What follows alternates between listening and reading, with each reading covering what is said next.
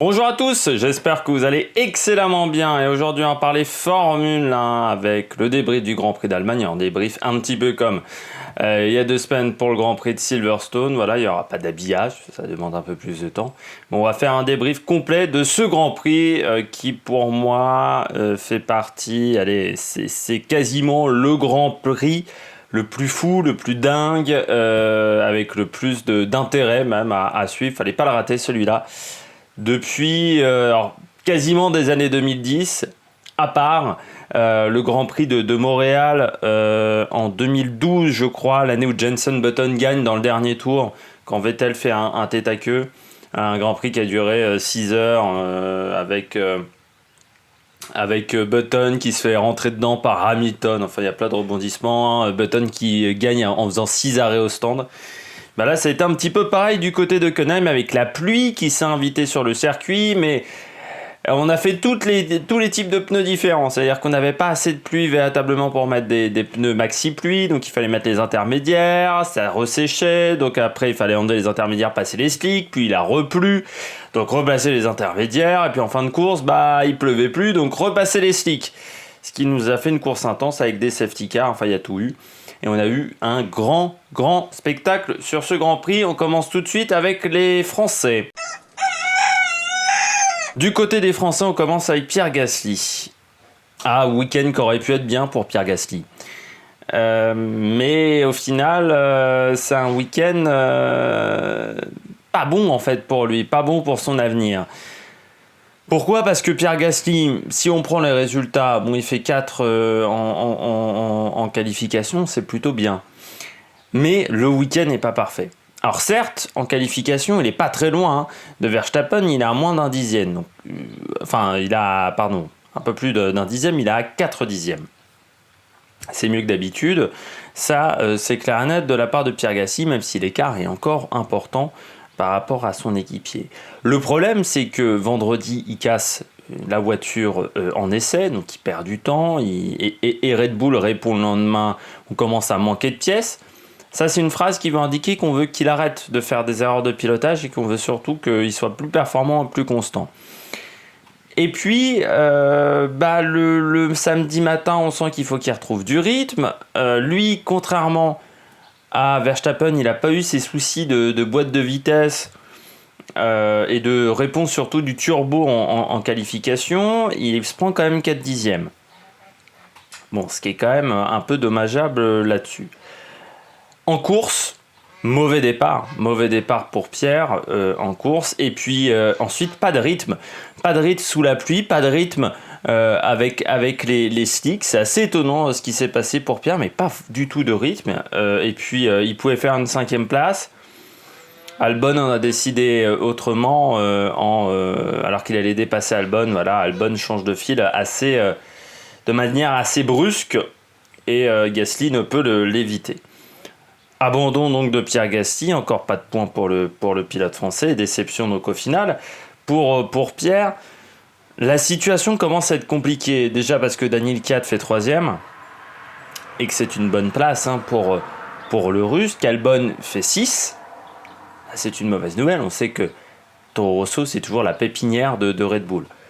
Donc sa place elle est quand même en sursis, même si Red Bull dit on ne change rien.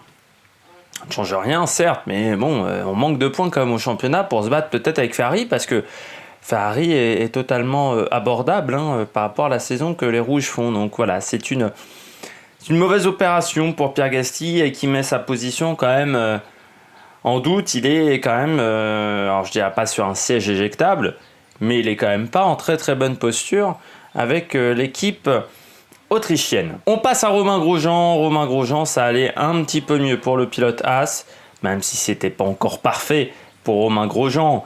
Romain qui, en qualification mieux, 6e. Alors toujours le souci avec Haas, on rappelle, son coéquipier a la version avec toutes les évolutions, lui il a la version Melbourne, donc du début de saison.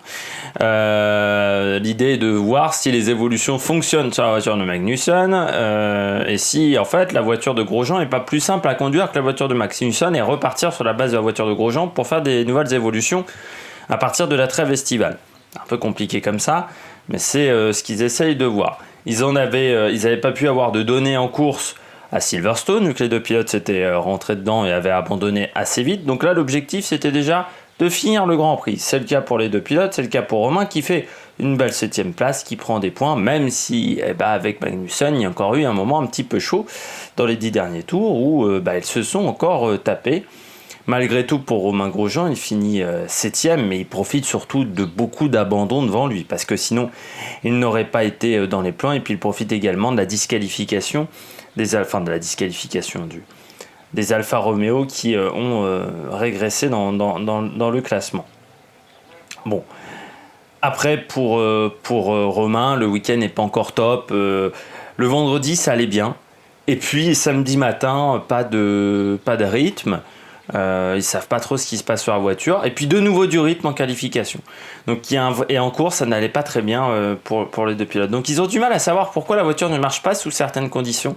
Et pourquoi la voiture de Magnussen préfère certaines conditions climatiques. Pourquoi la voiture de Grosjean préfère d'autres conditions climatiques. Et que j'ai l'impression quand même chez Haas qu'on est dans une situation où les données du simulateur sont fausses. Parce que on s'aperçoit que la voiture de Grosjean elle est quasiment aussi performante que la voiture de Magnussen. Sauf que Grosjean, il a une voiture du début de saison. Donc avec pas les évolutions. Donc il y a un vrai problème sur les évolutions qui ont été apportées. Il y a un loup dans la voiture, on n'arrive pas à le découvrir du côté de chez Haas, c'est bien dommage. Et puis il y a quand même des tensions entre les deux pilotes. Et ça c'est quand même un peu dommage. Magnussen c'est un peu pareil que Grosjean, c'est mi-figue mi-raisin. Certes on est dans le top 10, on est 8ème et devancé par son équipier. Et puis on sent que l'ambiance pour lui avec ses ingénieurs n'est pas exceptionnelle pour le pilote danois. Donc on va voir ce que ça va donner dans les jours et les mois à venir. Parce qu'on sait que chez Haas, on pourrait être tenté d'aller prendre un certain Nico Hülkenberg, voire un certain Esteban Ocon, même si Ocon a démenti la rumeur l'envoyant chez Haas. On passe au pilote au top et on commence avec un Verstappen qui remporte encore un Grand Prix, Max Verstappen, après le Grand Prix d'Autriche, après une belle bagarre également sur le Grand Prix de Grande-Bretagne. Pas grand chose à dire pour Max Verstappen, il est quand même au-dessus sous la pluie, c'est je pense désormais le meilleur pilote sous la pluie dans une condition difficile. C'est l'un des rares pilotes qui n'a pas fait d'erreur pendant le week-end, et puis la stratégie était idéale. Alors, j'ai envie de dire stratégie idéale alors qu'ils ont dû faire 5 arrêts, je pense 4 ou 5 arrêts chez Red Bull, mais ils se sont toujours arrêtés au bon moment. Ils ont fait des arrêts gratos également à un moment où ils s'arrêtent derrière la virtual safety car qui encore une fois pour moi ne sert à rien en course, mais bon on l'utilise quand même encore.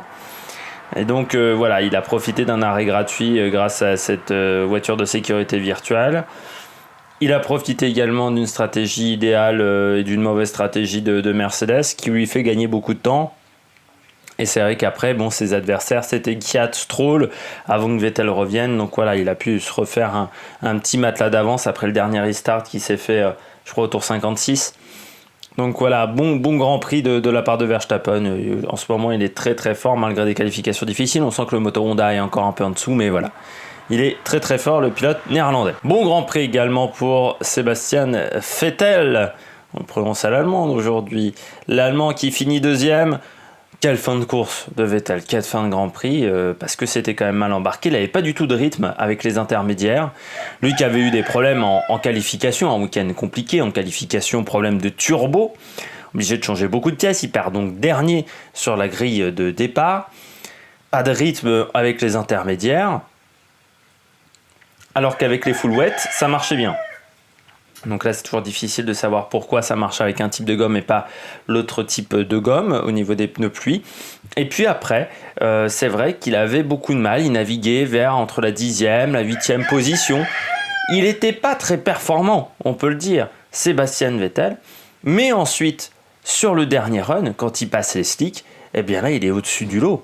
Il est même plus rapide, j'ai envie de dire, que Max Verstappen. C'est assez étonnant comment il a fini la course. Donc, très très bonne fin de Grand Prix de la part de Vettel et vraiment une grosse satisfaction du côté du pilote allemand. Ça va lui faire du bien. Lance Stroll, le pilote canadien, et puis Daniel Kvyat, un peu le même Grand Prix pour les deux. Daniel Kvyat qui finit 3e, bon Grand Prix pour le pilote Toro Rosso, lui qui c'est une belle revanche quand même pour Daniil Kvyat, lui qui est passé de Toro Rosso à Red Bull pendant plusieurs années. Il a bourlingué, on va dire, entre les deux équipes. Il avait été préféré à Jean-Éric Vergne. On se souvient quand il a été arrivé chez Red Bull, puis il avait fait beaucoup d'erreurs. On l'appelait un petit peu le kamikaze. Et ce qui fait qu'il avait dû quitter sa place au bout de 4-5 Grands Prix. Il avait été remplacé par Max Verstappen. Ensuite, il avait quitté Toro Rosso en cours de saison, remplacé par Pierre Gasly. Et bien là, il faut le dire, il a fait un très très bon Grand Prix, le Russe. Ici à Hockenheim, il a montré qu'il était costaud. Il a dominé Albon également pendant le week-end. Il a fait déjà des qualifications qui étaient plutôt moyennes, mais ensuite en course, ça s'est très très bien passé pour le pilote russe. Et surtout, il prend des points également pour prendre peut-être un baquet chez Red Bull, parce que c'est vrai que quand on voit la performance de Gasly, on se dit... Kvyat peut devenir un prétendant peut-être pour remplacer Pierre Gasly. Il pourrait échanger de poste de nouveau les deux pilotes, le russe et le français. On finit avec les pilotes au top avec Stroll. Bon Grand Prix pour le pilote canadien qui finit 4ème. Il s'est arrêté au bon moment pour passer les slicks, un tour avant les autres. Et c'est là où il fait vraiment une bonne course, mais il a récupéré un moment sa voiture en qualification. Enfin, il a eu un week-end qui n'était pas simple, le pilote russe, mais voilà. Il a montré qu'il pouvait être solide aussi, il a montré à son père, le directeur de l'équipe, qu'il pouvait être performant face à Sergio Pérez, qui est bien en retrait sur ce Grand Prix, qui a même abandonné assez vite sur une erreur de pilotage au bout de 3-4 tours. Donc voilà, bon Grand Prix de la part de Lance Stroll. On espère qu'il va rééditer ce type de performance dans les semaines à venir. Les équipes où c'est coup-ci coup-ça. On va commencer avec Williams qui prend un point avec Robert Kubica. On pourrait se dire c'est incroyable du côté de chez Williams. Oui, mais quand même en net retrait, il a fallu qu'il y ait beaucoup d'abandon, que les Alfa Romeo reçoivent une pénalité. Donc voilà, c'est une 10e place certes, mais dû certainement aux abandons et à la mauvaise course des Mercedes par exemple. Donc il faut le mettre en corrélation. Certains points, mais la voiture n'est pas encore au point. Ils sont encore en grande difficulté. Moi j'ai une annonce qui quand même m'inquiète énormément. Quand Williams dit qu'ils vont se baser sur le châssis de cette année pour faire la voiture de l'année dernière. Vu le châssis, je suis pas sûr que ça soit une bonne idée, mais bon. Après on verra. Alexander Albon, 6ème, le pilote thaïlandais, certes, mais Grand Prix un petit peu difficile, en retrait par rapport à son coéquipier pendant tout le week-end. Et puis la faute, je trouve assez grossière. Il a eu la chance de ne pas prendre de pénalité sur son changement de direction assez brusque sur Pierre Gasly. C'est vrai qu'il a regardé dans les rétros vraiment pour se déporter au dernier moment, et je trouve que c'est une erreur de sa part. Ce n'est pas à faire en Formule 1. Bon, As, mais j'ai déjà parlé de Magnussen pour les équipes où c'était coup-ci coup-ça. Et puis Alfa Romeo, ça aurait pu être un bon Grand Prix avec Kimi Raikkonen 5ème en qualification, même Johnny Yazzi qui prend une belle 11ème place en qualification. En course, ils étaient dans le coup, ils étaient dans le top 10, mais un défaut sur la voiture leur a valu d'avoir une pénalité de temps après le Grand Prix, donc ils sortent de ce top 10 et au final ils sont 12e et 13e, donc c'est pour ça que c'est coup-ci coup-ça. Les bonnets d'âne, on commence avec Mercedes. Mercedes qui perd beaucoup, Hamilton qui tape, qui ensuite reste bloqué dans les stands, ce qui fait que son coéquipier ne peut pas rentrer dans les stands. À ce moment-là, Max Verstappen dépasse Bottas. Et puis ça a été un Grand Prix compliqué avec un Hamilton malade en qualification. On a senti que Ferrari était devant pendant tout le week-end. Alors ils s'en sortent bien en qualification parce que Ferrari a des problèmes techniques, mais voilà. La voiture avait pas l'air d'être vraiment au-dessus du lot, et c'est vrai que par rapport à la Red Bull, sous la pluie, ils sont menés. Et puis c'est une voiture, la Mercedes, on l'a bien compris pendant le Grand Prix, elle se comporte extrêmement mal quand elle est dans le trafic. Et ça on l'a encore vu en course, donc c'est vrai que dès qu'ils ne sont pas dans les premières positions, ils ont du mal avec leur voiture. Et puis Hamilton qui fait 2 touchettes également. Grand Prix à oublier pour Mercedes. Pareil pour Renault, double abandon. Pourtant Hülkenberg qui aurait pu faire son premier podium de sa carrière, mais la pluie et surtout le dégagement en goudron des 2 derniers virages, on a décidé autrement. Et puis de l'autre côté, Ricciardo, pas du tout dans le coup. De toute façon, pendant tout le week-end, assez loin en qualification, éliminé en Q2 Et en retrait, son moteur, lui, s'est complètement pété. Donc on s'aperçoit que chez Renault, on a du mal à savoir si l'équipe progresse avec ce double abandon, parce qu'il y a encore un problème technique sur le moteur et également des soucis pour Hülkenberg. J'ai pas parlé encore de McLaren. Certes, bon Grand Prix de Carlos Sainz. Par contre, Lando Norris abandonne assez tôt. Puis on a senti peut-être qu'ils étaient en retrait par rapport aux équipes fournies par Ferrari pendant ce week-end. Donc ça, c'est une déception. Perez également. Dommage de ne pas avoir concrétisé en course, d'abandonner aussi vite le Grand Prix. Puis Charles Leclerc. On a compris peut-être après cette course que Charles Leclerc était numéro 2 dans l'équipe. Parce que Vettel nous a quand même sorti un gros Grand Prix. Le pilote de l'équipe Ferrari, le pilote numéro 1, on peut le dire, quand même, de l'équipe Ferrari. Donc bonne nouvelle pour le pilote Ferrari. On passe comme à chaque fin de débrief sport mécanique, on passe au classement. Et on commence tout de suite avec le classement pilote. C'est toujours Lewis Hamilton qui mène au championnat avec 225 points. Alors l'écart a augmenté même avec Valtteri Bottas. Maintenant il y a bien 41 points entre les deux pilotes. Troisième Max Verstappen qui remporte le Grand Prix en prenant le meilleur tour en course, qui reste troisième du championnat grâce à cette belle victoire et qui revient un petit peu sur Bottas au championnat. Ensuite, on retrouve Sébastien Vettel et Charles Leclerc, 4e et 5e. Pierre Gasly, donc 6e.